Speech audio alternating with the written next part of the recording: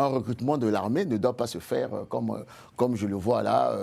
On appelle les gens au stade de Saint-Denis, là, à côté de Mpila. Tu appelles ton cousin, ton machin, quoi, tu te retrouves dans l'armée, non. Vous savez, j'ai été conseiller du premier officier général de notre pays, Yombi Opango. Et donc, les questions militaires, moi-même, je suis un ancien de la force publique, je connais un tout petit peu. Donc, ça obéit à des règles. Le recrutement ne se fait pas de manière désordonnée comme on le voit là.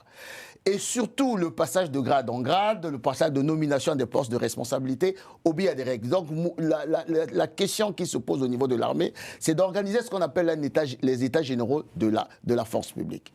Une fois qu'on a organisé ces états généraux, on définit une doctrine de défense et de sécurité, et en cela, on fait un état des lieux. Combien nous avons comme effectif au niveau de l'armée de terre? Combien nous avons comme effectif au niveau de la marine? Combien dans tous les corps de l'armée? Et comment on peut les redéployer? Et comment on peut faire en sorte que là où il y a un déficit de formation, on les forme? Et comment on peut faire en sorte que là où il y a eu un déficit au niveau de l'organisation, par exemple les nominations et autres, on le fait. Mais pensez un seul instant que c'est parce que... non, c'est une question souvent de médiocrité, parce qu'il faut reconnaître une chose, c'est que beaucoup aujourd'hui qui sont devenus des généraux devaient s'arrêter à un grade de lieutenant. Je vous vois sourire là. Oui, je suis en écoutant. On entend beaucoup de choses sur l'armée congolaise, hein, oui. quasiment traité de tribal. Tout à fait, beaucoup de tribal. Donc je ne reviendrai pas là-dessus parce que les faits sont là, avérés. Il est clair que quand on regarde un certain nombre de nominations, quand on regarde un certain nombre d'accès à des postes de responsabilité au sein de l'armée, eh ben, le véhicule, j'allais dire, tribal est là. Mais il n'y a pas que dans l'armée, hein. Ça traverse toute la société, effectivement, française. Alors que... Congolaise, pardon. Ouais, excusez-moi. Il n'y a pas d'embauche. Ouais, non, excusez-moi.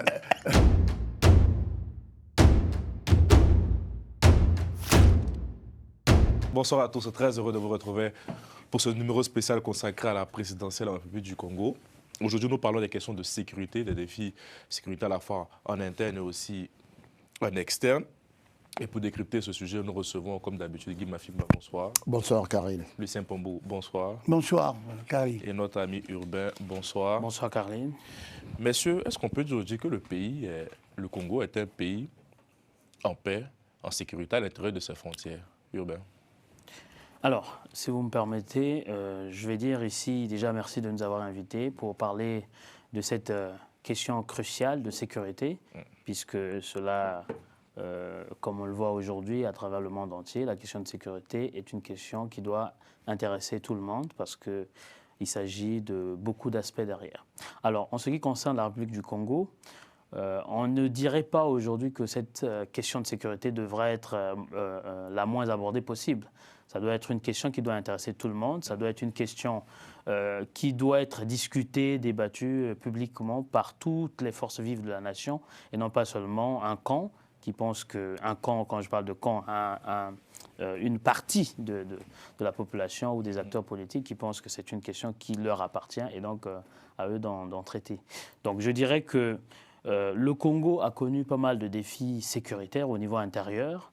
Depuis les années 60, par exemple, on voit que notre pays a toujours été dirigé majoritairement par des militaires dans son histoire et à peine peut-être 3 présidents civils qui sont passés. Et cela, par exemple, de là au lendemain des élections de 92, l'élection démocratique de 1992 qui ont donné le professeur Pascal Lissouba victorieux, il s'était créé un climat de déchirement politique, d'une part alimenté par certains acteurs et des conflits qui se sont étendus aujourd'hui jusqu'à, par exemple, la crise du pool qu'on a vue par la suite, et puis surtout l'amplification en 1997 avec l'arrivée au pouvoir du président actuel sortant par un coup d'État militaire. Et il s'en est suivi une guerre civile qui a causé à peu près plus de 400 000 morts, d'après certains observateurs. Donc je pense que c'est une question majeure qui devrait être débattue, même dans le cadre de cette élection. Maintenant, pour terminer, sur cet aspect d'introduction, je dirais que quand on nous vend la paix devenant comme un slogan, mais on se pose une vraie question de savoir qui a toujours remis cette paix en cause. Parce qu'on a l'impression d'être face à des gens qui se comportent comme un pompier pyromane. C'est-à-dire qu'on sème la terreur ou on met le feu et après on revient pour dire on va l'éteindre, c'est nous qui sommes les pompiers. Alors que quand on voit bien, par exemple, lorsqu'il s'agit de régler des questions de sécurité vis-à-vis des vraies armées étrangères, on a par exemple dans les années 2013 les incursions d'une partie ou on va dire de quelques éléments des forces armées angolaises dans le département du Niari, par exemple le district de Kimongo, dans le département de Pointe-Noire, le district de Tchambanzassi.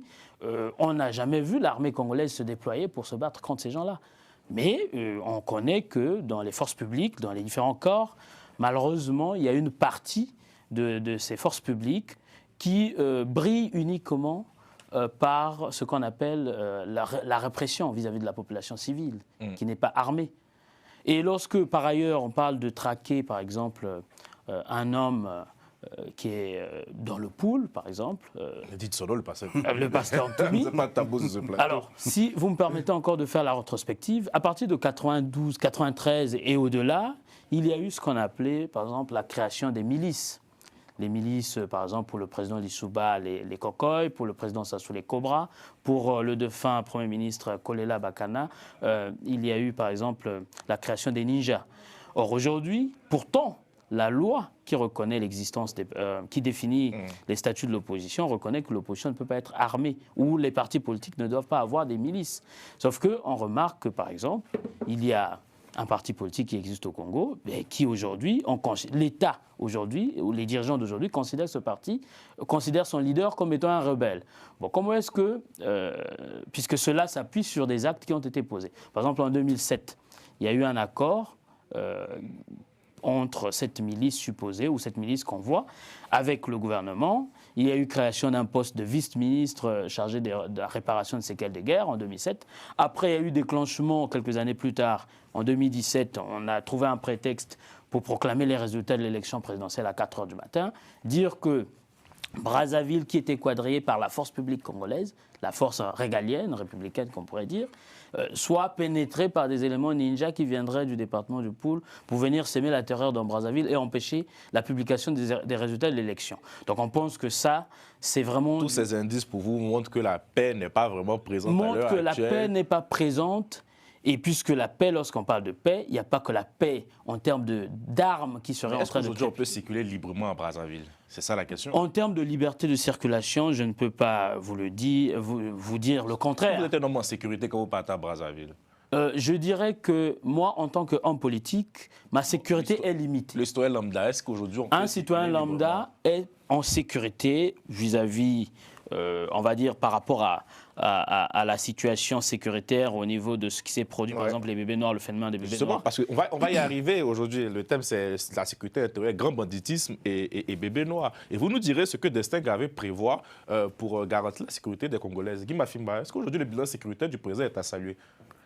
Bon, par bilan sécuritaire, il faut prendre plusieurs compartiments. Hein.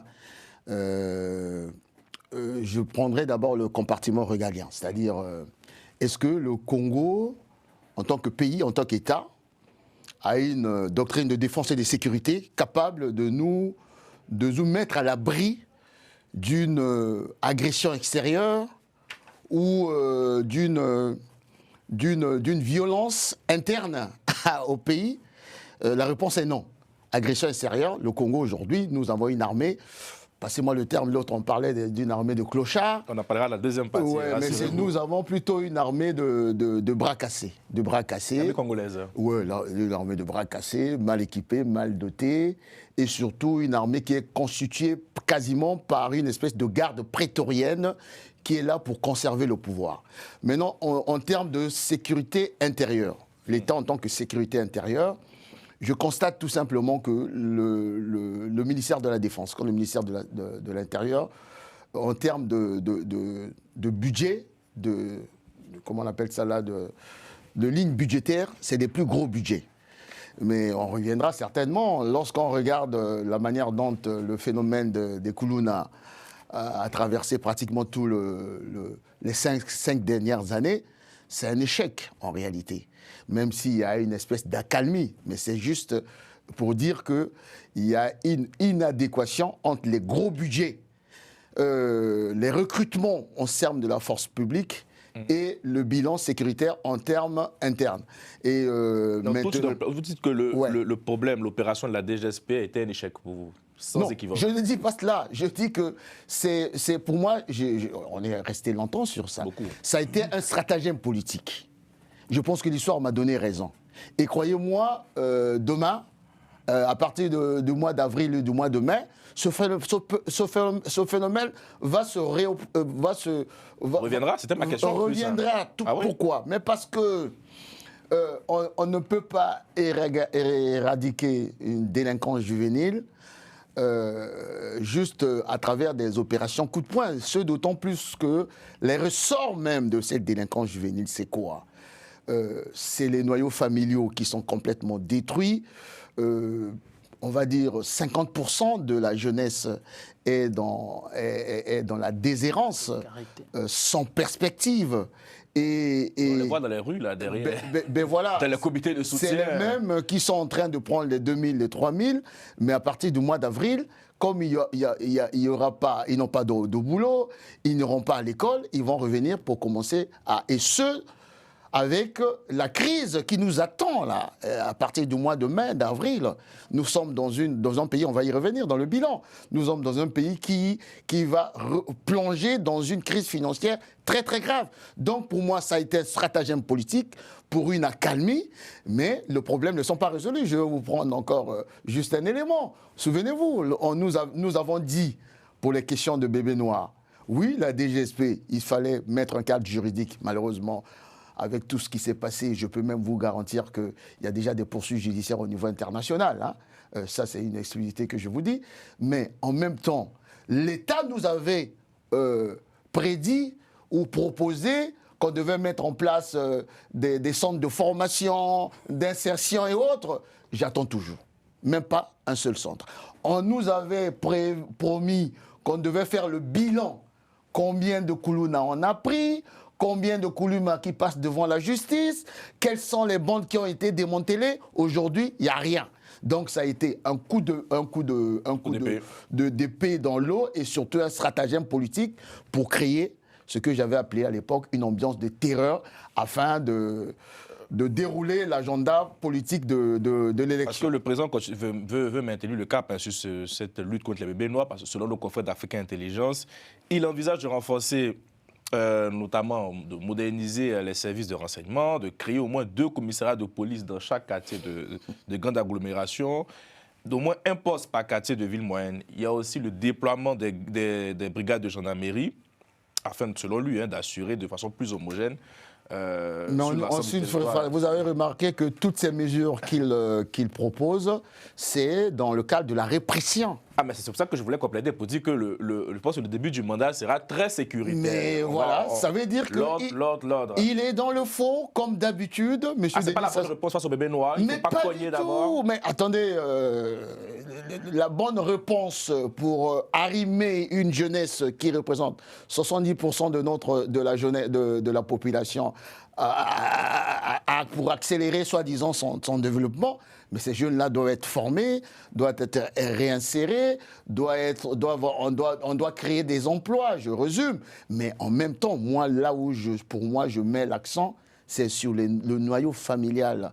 Nous qui sommes ici, en tout cas mon frère et moi, nous avons bénéficié des familles relativement... Voilà, il y avait un minimum. C'est ce qui nous a permis d'avoir une éducation. Or, aujourd'hui, vous avez été au Congo. Hein. Moi, je n'ai pas connu les enfants de la rue. J'ai quitté le Congo à l'âge de 20 ans, je n'ai pas connu les enfants de la rue. Or qu'aujourd'hui, quand je vois les images, j'entends, on me parle des enfants de la rue à Brazzaville et à Pointe-Noire, je tombe des nues. Lucien, oui, alors, est-ce que la réponse du président est à la hauteur de ce problème-là de bébés noirs? Je crois qu'il faut ouvrir le focal, Carlyle. Il y a 2 problèmes, en fait, dans la question que vous posez. Il y a la question, je dirais, est-ce qu'il y a une doctrine de sécurité de paix à l'international et à l'intérieur. À l'international, je crois que le président, au nom de la paix et la sécurité, a tout bâti pour faire en sorte que le Congo ne soit jamais agressé. Ça, c'est une première chose. Bon, d'ailleurs, Urbain ici a mis l'accent sur les Angolais qui sont intervenus effectivement au Congo sans réponse, effectivement, de la part des autorités militaires congolaises. Maintenant, revenons sur le plan intérieur. Je crois que sur le plan intérieur, le président, s'il est élu, va mettre en place une politique dont il se pense être le garant, la paix et la sécurité. Quel est son diagnostic? Son diagnostic est de fermer l'espace politique. Fermer l'espace politique en rassurant les populations. L'exemple des bébés noirs, des Koulouna, est un exemple assez parlant en disant à la population, écoutez, la sécurité, je suis là. Vous voyez bien, les bébés noirs ont pu avoir des marges de manœuvre. Dorénavant, ces marges de manœuvre sont terminées. D'où toute la logistique, tout l'aménagement sécuritaire, créant des commissariats, etc. Bien. Est-ce qu'il va tenir cette logique-là? C'est la question. Que fait l'opposition? Que dit l'opposition face à cette situation? Elle ne dit rien. Mais pourquoi elle ne dit rien? Elle ne dit rien parce que... Elle dénonce un climat de terreur. Oui, non, mais j'y viens. Elle appelle à plus de transparence. Oui, plus de transparence, etc. Bon, mais il faudrait... On a des préconisations. Oui, il faut le dire de façon beaucoup... propositions concrètes. Oui, il faut le faire de façon beaucoup plus radicale. Ah beaucoup plus... Oui, je pense. Dites-nous. Alors, le faire de façon beaucoup plus radicale, en partant du principe que la prévention, c'est mieux que la répression. En partant aussi du fait, et là, c'est le message de l'opposition, en disant que si on en arrive là, c'est pas sur un échec, au niveau, en fait, de la gestion de la jeunesse, ou des jeunesses. Si on arrive dans cette situation, c'est parce que l'espace politique est tellement pollué par, en fait, des déséquilibres et des pathologies sociales qu'on arrive à ce phénomène de bébé noir. Alors, est-ce que la réponse répressive, c'est la bonne réponse? Non. Magloire ici a dit, en effet, il y a eu des tentatives d'organiser des formes de séminaires, des formes d'écoles, d'apprentissage, etc. Mais on s'aperçoit, comme toujours au Congo, on avance des idées, mais des idées restent larges, vagues, et on passe, pardon. C'est-à-dire, nous dirons qu'aujourd'hui, l'opération de la DGSP a ramené une sorte d'accalmie. On peut marcher aujourd'hui sans être aidé par les bébés noirs. Que dites-vous dans ce cas? Alors, le président a fait son travail concrètement. Oui, alors, bien sûr, quand vous regardez, il faut être sérieux, quand vous regardez les faits, bien sûr que les gens qui regardent ça, qui sont rassurés, vont dire que le président a fait son boulot. Mais c'est pas tant le fait de faire son boulot, là, pour rassurer simplement un certain temps les gens. Le travail est fondamental, c'est un travail de fond. C'est une société qui est en train de se déliter. Et cette société qui se délite, elle commence par quoi? Elle véhicule quoi? Une violence d'État. Et cette violence d'État, on le voit bien. Au niveau, en fait, politique et juridique, vous avez des opposants. Vous allez me dire, quel est le rapport? Mais le rapport est bien simple. La sécurité sur les bébés noirs, on frappe, mais vous avez aussi des opposants politiques qui subissent en fait des violences sur leur personne. La Cibiti, qui est par exemple le responsable des socialistes. Qui a été reçu ici. Ok, bon, il a failli passer sa vie. Ok, donc il y a un véritable problème. Le problème est le suivant, c'est comment concevoir la sécurité en restant dans un cadre démocratique. C'est ça le problème. Et il me semble. Il faut respecter l'état de droit. Oui, mais d'accord, mais c'est ça le problème. Il faut respecter l'état de droit. Est-ce que l'état de droit, c'est simplement, en fait, la répression? Il y a aussi les principes démocratiques. La liberté du citoyen, le fait que le citoyen a besoin, a droit à de l'éducation, à de la formation. Comment voulez-vous demander aux gens, aux jeunes gens, de se tenir tranquilles alors qu'ils passent leur temps à essayer de se chercher, alors qu'ils passent leur temps à essayer de trouver un emploi, alors qu'ils passent leur temps au chômage, alors qu'ils passent leur temps et ils pensent que dans la violence, c'est la façon d'apporter une réponse. La réponse est non. Sur la question des bébés noirs et du grand banditisme, souvent j'ai l'impression qu'il y a une forme de naïveté collective. Est-ce que vous me direz peut-être que je me trompe? Mais il y a aussi sûrement il y a aussi une responsabilité partagée à la fois de l'État, mais aussi des familles. Et dans ce cas, logiquement, pourquoi aussi on ne tape pas, je dirais, par aussi sur les familles de cette délinquance, on peut les appeler comme ça? Alors, je dirais que le doyen Mafimba ici a parlé d'une illustration d'un type de famille ou de parents qu'il a connu à l'époque. Il y avait un minimum. Aujourd'hui, quand une famille est démunie, on le voit même ici en France, il y a certains phénomènes qui existent où on dit que bon, c'est de la faute de la famille, des parents. Mais les parents, quelle est leur situation? Bon, il y a une grande différence entre les parents en France et les parents en République du Congo. Mais les parents en République du Congo aujourd'hui, de ces jeunes qui sont aujourd'hui désœuvrés, oui, ils ont le contrôle sur les enfants, mais ils n'ont rien. Et l'État n'a rien mis pour accompagner ces jeunes-là. Parce que, avant de parler du phénomène des bébés noirs, il faut voir déjà sa source. Parce que ce phénomène, de ce que nous avons entendu dans l'espace politique congolais, depuis par exemple 2024, on pense que ce phénomène a 2 causes principales.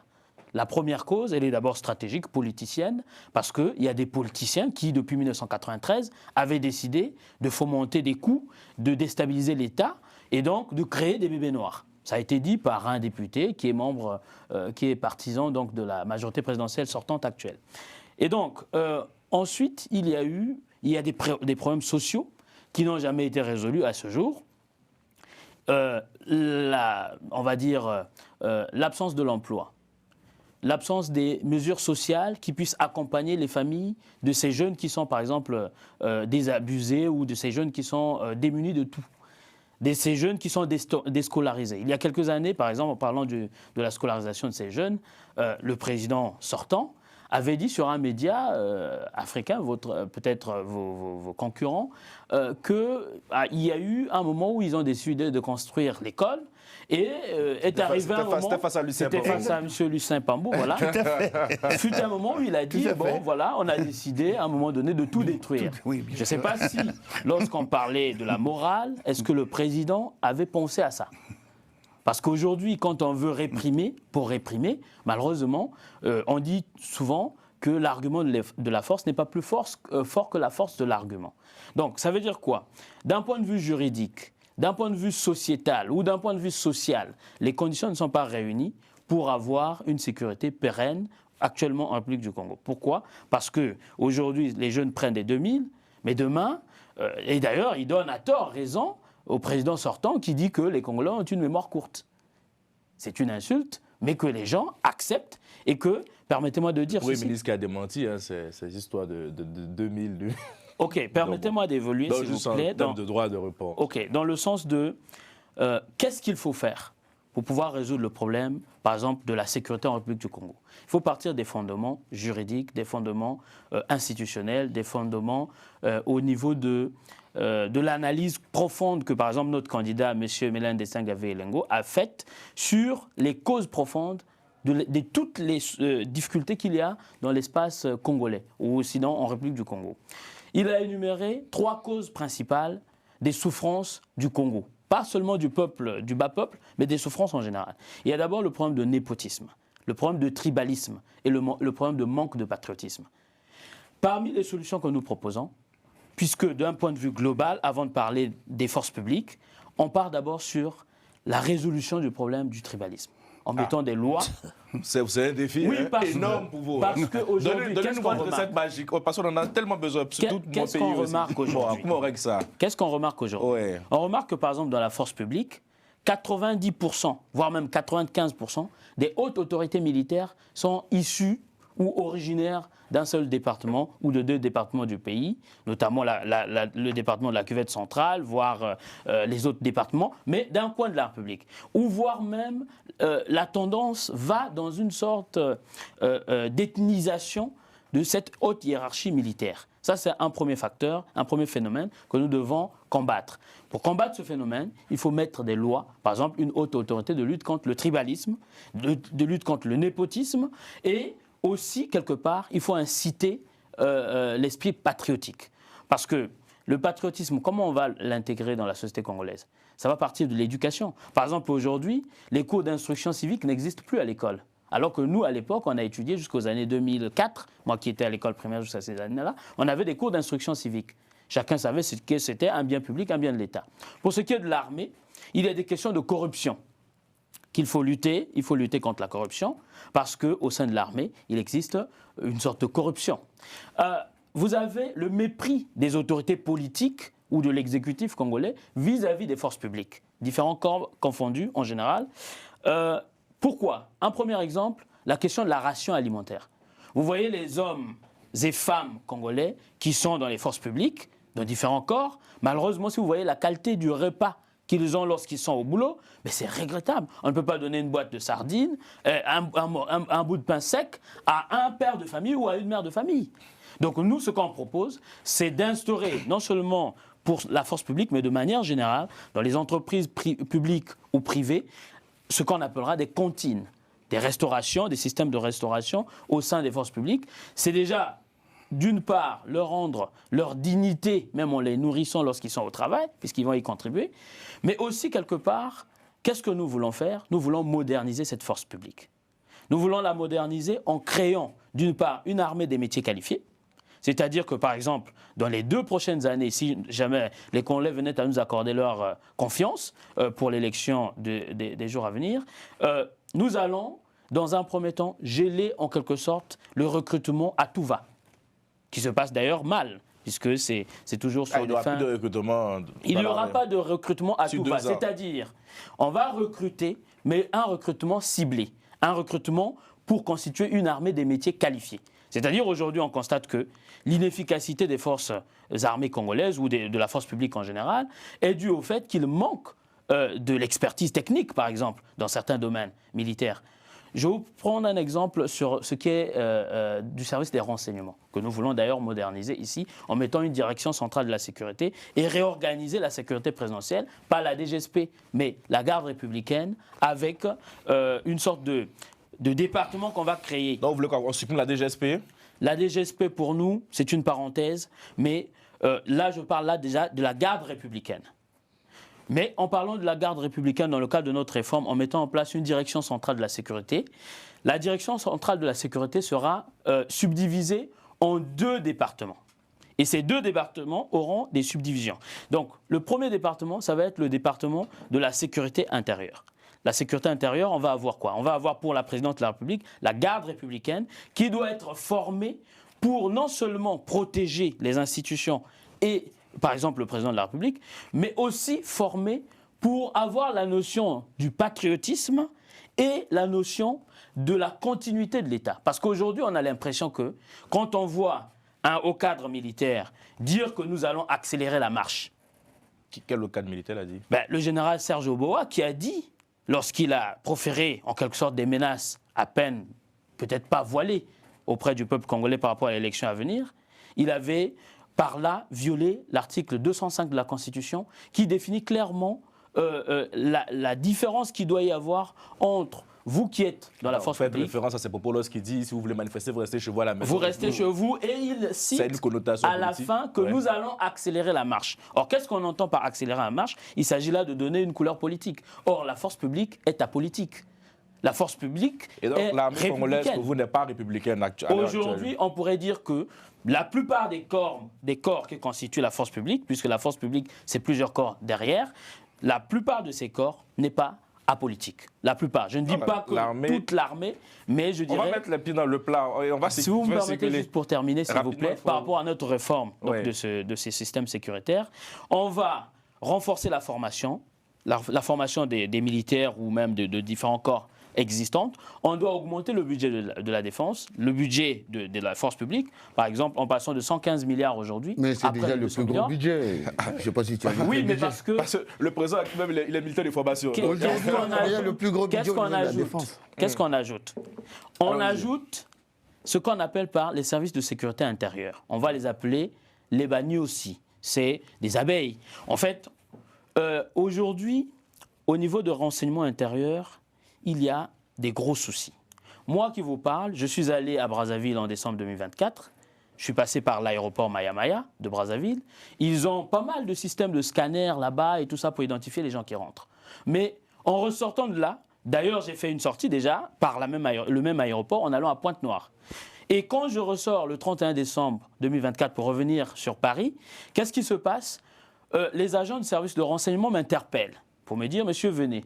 Je me rapproche d'eux, ils me sortent un registre, là où tout est écrit à la main, où il y a mon nom, et ils me demandent « Monsieur, comment avez-vous fait pour rentrer au Congo ?» J'ai dit « Mais là, il y a un problème.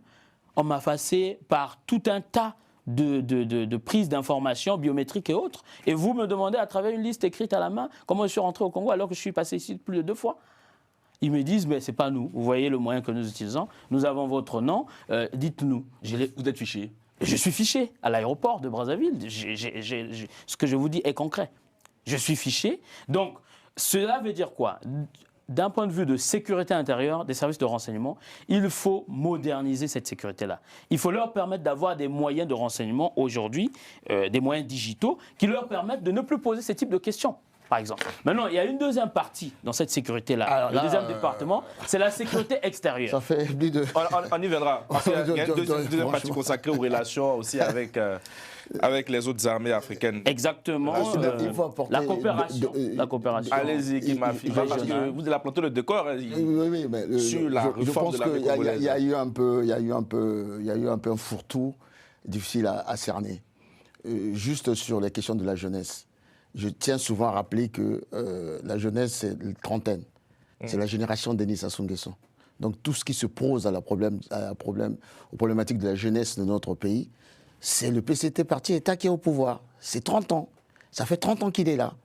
Donc quand on ne cherche pas de bouc émissaire, c'est Denis Sassou Nguesso. Mais sur les questions de défense et de sécurité, vous savez, la défense et la sécurité, c'est une mission régalienne. Et la défense et la sécurité obéit à ce qu'on appelle une doctrine de défense et de la sécurité. Ça veut dire quoi? Ça veut dire qu'un pays comme le Congo doit identifier les risques sécuritaires internes et externes, comme je le disais tout à l'heure. Or, aujourd'hui, nous avons une armée, je le disais, il faut aller voir sur le budget, ce n'est pas un problème de budget. C'est les deux ministères de l'Intérieur et de la Défense regorgent à eux seuls peut-être 30-40% du budget du Congo, du Congo. Et même en termes d'effectifs, nous avons une armée pléthorique au regard des défis internes. Maintenant, il faut définir les questions, les dangers externes. Pour les dangers externes, je lisais dernièrement, par exemple, non, il y a 2 jours, l'armée angolaise qui vient de se doter d'un bateau, une espèce de corvette pour gérer la sécurité au niveau du golfe de Guinée et autres. Nous avons par exemple un défi dans les années qui suivent sur la piraterie au niveau du golfe de Guinée. Et donc ça veut dire que la marine congolaise doit être dotée. Nous avons par exemple un risque au regard de la convoitise dont regorge notre pays en termes de matières premières rares et stratégiques. Et là, il faut regarder au niveau des renseignements et au niveau d'un travail de collaboration avec des pays aussi, parce que l'armée de la RDC va prendre de la puissance d'ici là, l'armée de la RDC et de l'armée de l'Angola.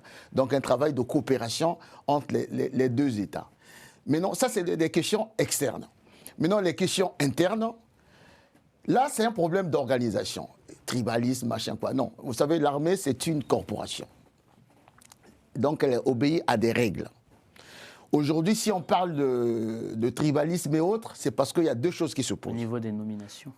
Je viens. Au niveau du recrutement. Or, un recrutement de l'armée ne doit pas se faire comme je le vois là. On appelle les gens au stade de Saint-Denis, là, à côté de Mpila. Tu appelles ton cousin, ton machin, quoi, tu te retrouves dans l'armée. Non. Vous savez, j'ai été conseiller du premier officier général de notre pays, Yombi Opango. Et donc, les questions militaires, moi-même, je suis un ancien de la force publique, je connais un tout petit peu. Donc, ça obéit à des règles. Le recrutement ne se fait pas de manière désordonnée comme on le voit là. Et surtout, le passage de grade en grade, le passage de nomination à des postes de responsabilité obéit à des règles. Donc, la question qui se pose au niveau de l'armée, c'est d'organiser ce qu'on appelle les états généraux de la force publique.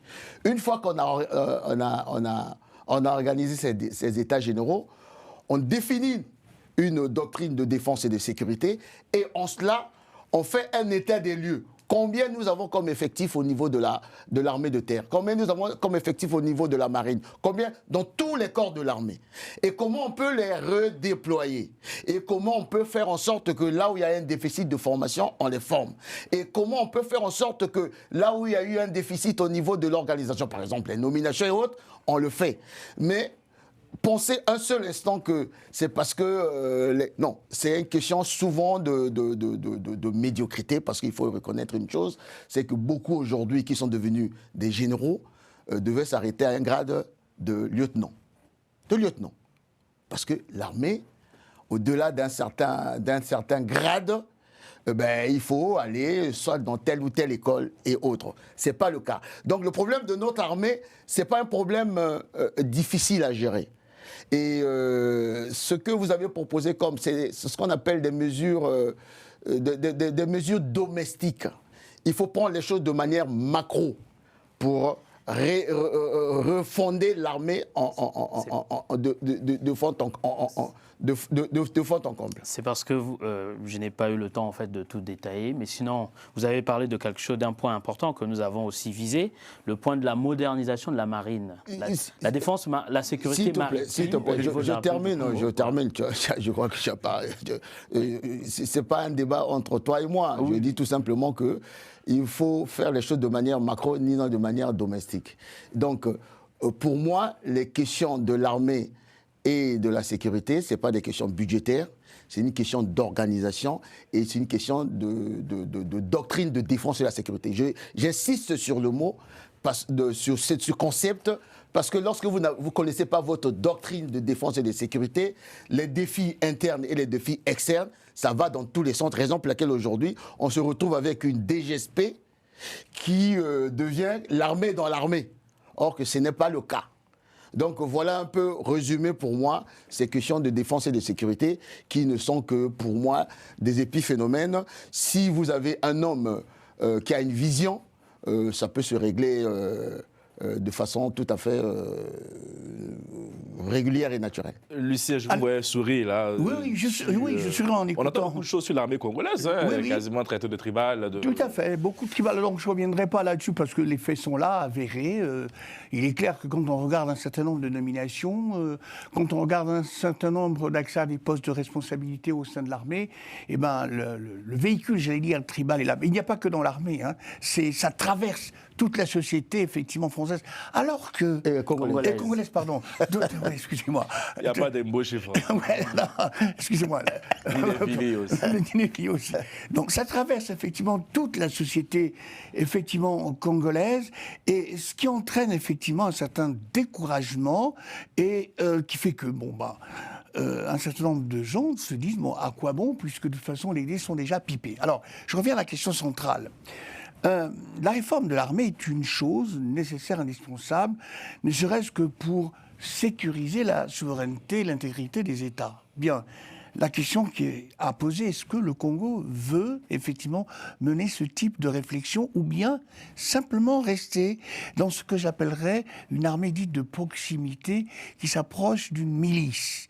Ça, c'est la première remarque. Ah ouais. Ah oui, je le dis pourquoi, je vais essayer de démontrer. Comme dit Magloire, effectivement, réfléchir sur l'armée, ça veut dire en fait participer d'un mode de réflexion qui fait que l'armée d'abord est pour la défense de la nation et la défense du peuple. L'armée ne défend pas un homme, ou ne défend pas un groupe d'hommes. L'armée défend effectivement les attributs démocratiques d'un État. Bien. Donc il y a déjà une démarche intellectuelle à faire. Est-ce que nos responsables politiques, au-delà de nos discours qui sont bien construits ici, sont capables de faire ce type de démarche? Donc ça, c'est une réflexion. La question budgétaire, à la limite, c'est pas un problème, puisque nous sommes pays producteurs de pétrole, on peut décider au Parlement, effectivement, de consacrer une soulte chaque année, effectivement, dans le budget pour équiper l'armée. C'est pas le problème. Le problème est d'abord politique. Qu'est-ce qu'on veut faire de l'armée? Comment on veut organiser les recrutements? L'armée pour défendre quoi? Bien. Est-ce qu'on se défend tout seul ou bien on construit notre défense en rapport avec les gens qui nous entourent, les gens de la CEMAC par exemple? Il n'y a pas trop de coopération. Alors on est resté sur l'aspect, sur la coopération monétaire. Alors il y a eu de temps en temps, effectivement, l'intervention des responsables politiques dans des conflits comme le général Mokoko, avant d'être embastillé, avait été envoyé effectivement en RCA comme représentant personnel du président Sassou. Il y a eu des militaires qui sont intervenus dans les conflits en RCA, mais ça reste de façon très embryonnaire et que l'organisation de l'armée, malheureusement en Afrique, reste encore cantonnée à la nation. Bien sûr, il faut commencer par soi, d'accord, avant d'élargir. Mais comme dit Magloire, si on n'a pas cette vision large, eh ben, on ne bouge pas. Or, la question centrale dans notre pays, l'armée, c'est pourquoi faire? Est-ce que c'est pour garder le pouvoir, pour maintenir la force, la répression? C'est une question fondamentale. Ou bien est-ce que l'armée donc doit avoir une autre vision, que les gens se sentent protégés? C'est un point important. Et c'est pas mesquin quand je dis ça.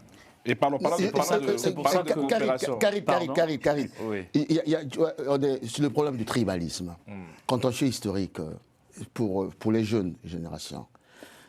Quand je dis, vous prenez un officier, vous le jugez par rapport à ses origines, pourquoi c'est dangereux?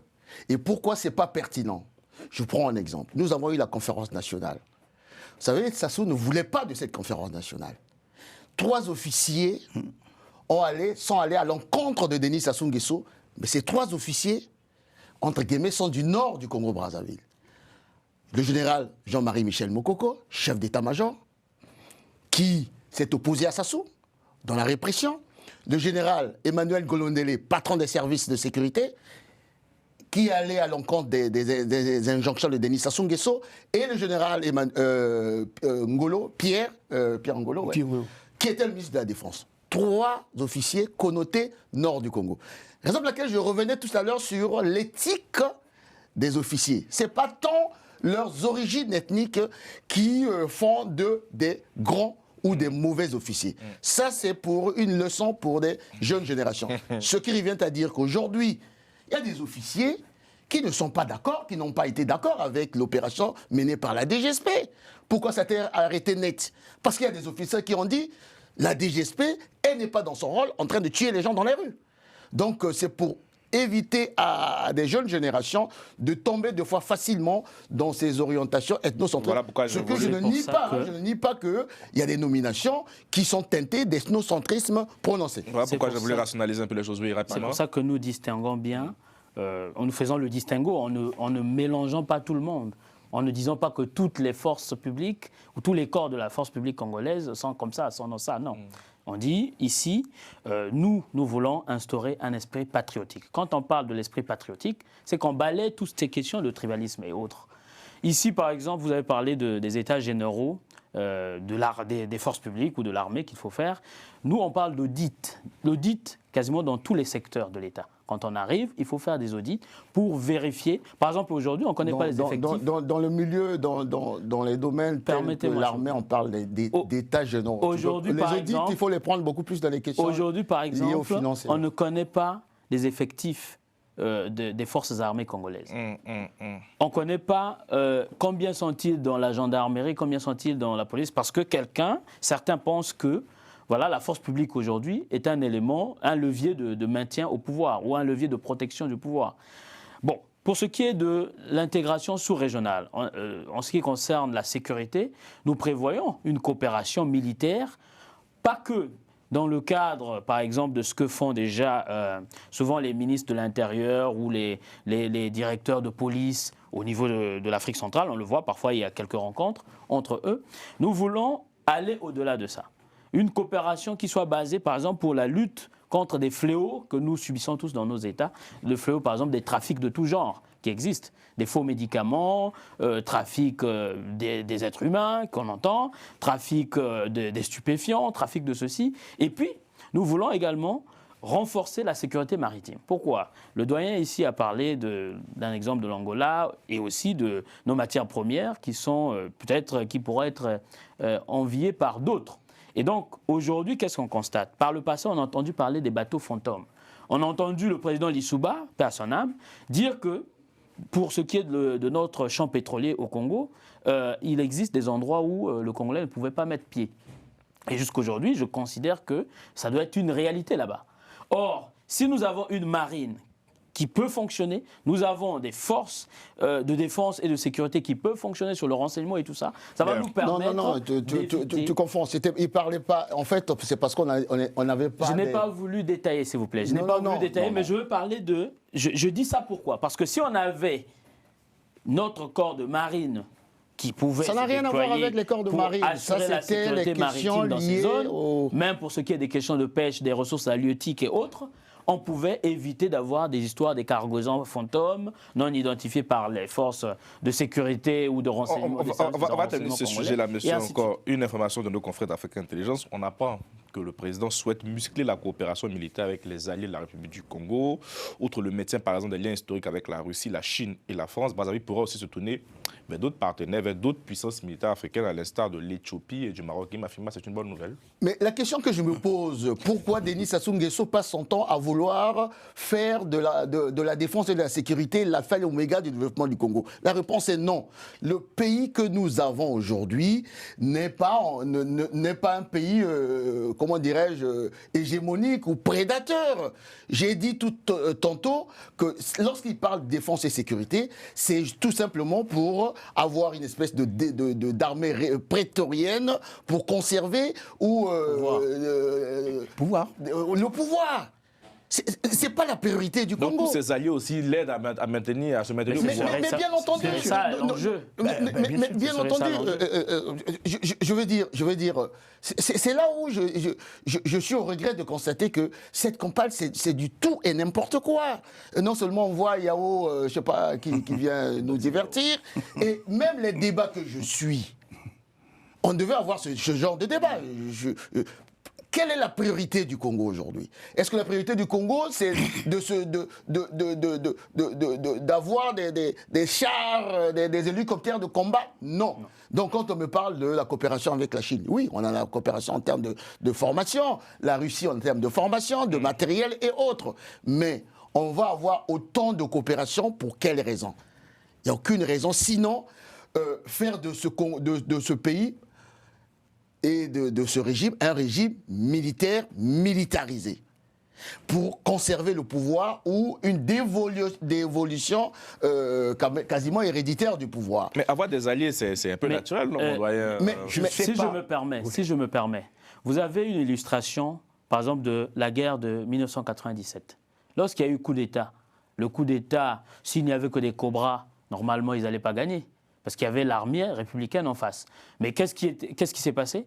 Il y a eu des aides extérieures, si on va appeler ça comme ça, vis-à-vis des cobras. Il y a eu des aides extérieures en termes de renseignement, en termes des hommes sur le terrain qui ont massacré le peuple congolais. C'est des armées angolaises, c'est des armées rwandaises, c'est des choses vraies. Donc aujourd'hui, on estime que... En une phrase. C'est-à-dire, c'est dommage qu'on n'a pas en face les représentants du parti au pouvoir. Des invitations étaient lancées à tous les... Ouais, pourquoi Parce que pourquoi on travaille, on débat un peu dans le vide. Parce que s'ils estiment qu'il leur faut des coopérations avec certains pays que tu viens de citer, Éthiopie et Maroc, ça veut dire que ça fait partie de ce qu'on appelle la politique, la doctrine de défense de la sécurité dans ce nouveau mandat. Or, je suis parti fouiller, et moi je fais des recherches. Préparant l'émission, je suis parti fouiller effectivement dans le projet pour accélérer la marche vers l'enfer, très certainement.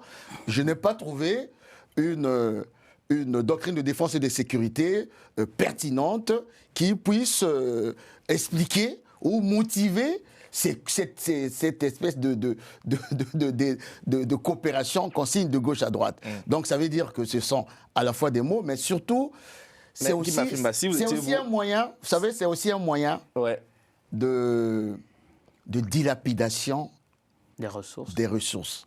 Vous savez, la guerre du pool, depuis la guerre du pool, ce qui se passe souvent dans le pool depuis pratiquement 20 ans, a enrichi énormément d'officiers. Énormément d'officiers. Et lorsque vous voyez quand il déclenche une guerre dans le pool, ça veut dire qu'il faut payer pour les militaires qui sont là-bas, il faut payer pour leur alimentation et autres, et le matériel. Et donc c'est aussi un moyen pour eux de dilapider des ressources. C'est une forme d'endettement qui continue en fait. Malheureusement. Un endettement caché, voulu. C'est pas tant en fait la volonté d'avoir une puissance militaire. Le Congo, 6 millions, soyons sérieux. 6 millions, on va se battre contre qui, avec qui, pourquoi? En fait, il y a toute une stratégie qui est mise en place, une stratégie effectivement d'endettement et de recherche de parrainage militaire. C'est-à-dire que, pour être beaucoup plus concret, on va construire une espèce de l'oléoduc qui part de Pointe-Noire jusqu'à Oyo, et même au-delà. Quel est l'objectif? Il faut sécuriser les travaux. Bien, dans cette sécurisation des travaux, il faut bien décaisser de l'argent. Et ce décaissement, c'est une sorte d'allégeance que l'on crée volontairement. Non, pas de partenariat quand même avec des puissances militaires automatiquement. Mais non, c'est bon. Attendez. Enfin, dans un pays normal, avoir des partenariats avec des puissances. Mais Carlyle, dans un pays normal, vous avez dit. Normal. Normal. Je vous ai dit, attention, créer une réflexion sur une doctrine, c'est déjà faire le chemin. Est-ce que ce chemin-là est fait réellement? Il y a le discours et puis il y a la pratique. Quand on me dit qu'il n'y a pas de doctrine militaire, enfin, je suis très choqué. Si, il y a une doctrine. Parce qu'à la tête de l'État. Mais si, il y a une doctrine. On est un homme armé. Mais si, il y a une doctrine. Mais cette La doctrine, c'est la conservation du pouvoir. Voilà, on est d'accord. C'est ça. Sinon, on va creuser. Dans une vision géopolitique et géostratégique, dans le cadre du bassin du Congo, vous savez, le port de Pointe-Noire est aujourd'hui un port convoité par des puissances, telles que la Chine, telles que les États-Unis, telles que la Russie. Donc, si on creuse, certainement que cette convoitise pousse M. Denis Sassou Nguesso dans sa diplomatie de l'esbrouf. S'il veut conserver le pouvoir, il peut s'appuyer sur telle ou telle puissance. Je vais plus loin. Comme le curseur de Trump est arrivé à Kinshasa, là on met un peu le comme est arrivé à Kinshasa, et comme l'ennemi systémique de Trump est à Brazzaville, parce que n'oubliez pas, dommage qu'on n'a pas eu à discuter sur la dette du Congo-Brazzaville. Oui. C'est la Chine aujourd'hui le premier partenaire du Congo. Tout à fait. Oui. Hein? Et donc, ce curseur-là peut se sentir menacé à Kinshasa par celui qui est à Brazzaville.